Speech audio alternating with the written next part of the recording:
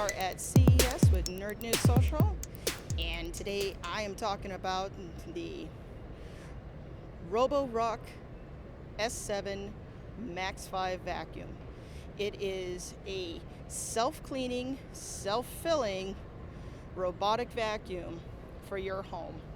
It has sensors on it to help it avoid obstacles on your floors, and a camera that takes a picture to tell you what's on the floor, which is pretty cool if you drop something and you're missing it.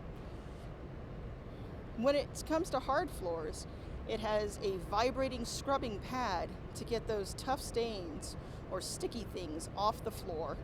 And then when it returns back to its base station and empties out the dirty stuff, it also has a cleaning device for the mopping pad itself to clean that off as well. Thank you again for joining us at CES, and we'll see you in the next video.